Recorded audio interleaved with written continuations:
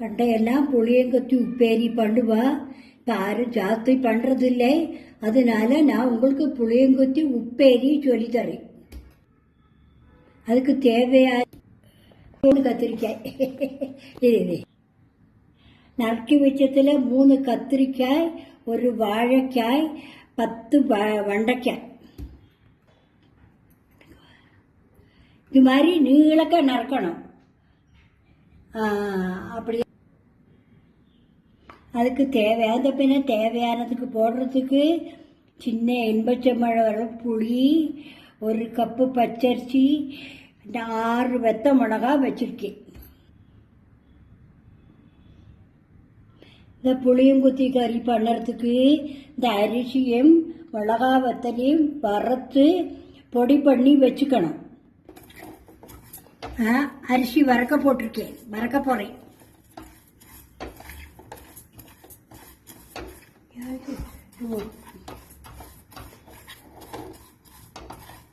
சவக்க வறுக்கணும்.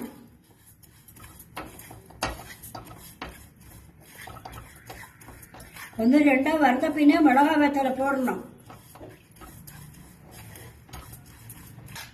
பாதி சவந்தாச்சு. நான் மிளகா வத்தல் போட்டிருக்கேன்.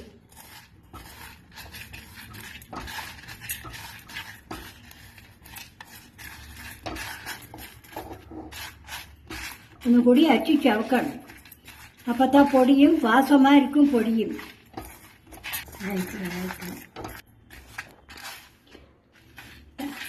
பாருங்க. சேப்பா நல்லா வறுத்தாச்சு. படைச்சு விடலாம். இந்த பொடி யூஸ் பண்ணுறதுக்கு வாழைத்தண்டு பொரியல், இது மாதிரி புளியங்குத்தி உப்பேரி எல்லாத்துக்கும் அப்புறமா நான் சொல்லித்தரேன். தூவலாம். இது பழங்காலத்து தாக்கும் ரொம்ப நல்லா இருக்கும். எல்லா குழம்புக்கும் தொட்டுக்கலாம். நான் புளி தண்ணியில் இந்த கத்திரிக்காயும் வாழைக்காயும் வேக போடுறேன். நிறைய தண்ணி முங்கணும்.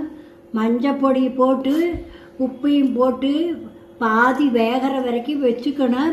பாதி வேந்துன நறுக்கி வச்ச வெண்டைக்காயை பச்சையாக அப்படியே போடுங்கோ.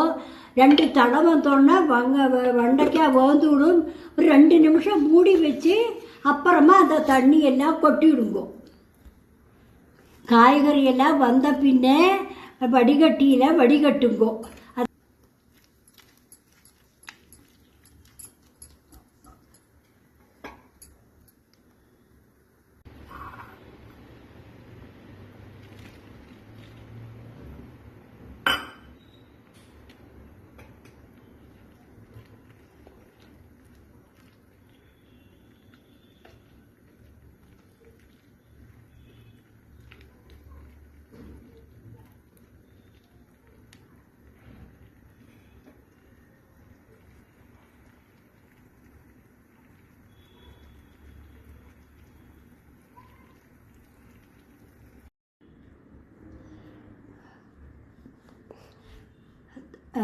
வேக வச்ச சீஞ்சட்டி எடுத்து அடுப்பில் வச்சு நல்லா கொஞ்சம் 4 ஸ்பூன் எண்ணெயை விட்டு கடுகு உளுத்த பருப்பையும் போட்டு இந்த வேக வச்ச காயை கொட்டி நல்லா 2-3 பரட்டி சேர்ந்து விட்டு நம்ம பவுடர் பண்ணினோமே அந்த பொடியை உங்களுக்கு தேவையான அளவு தூவி 2 நிமிஷம் பரட்டி அணைச்சி விடுங்கோ.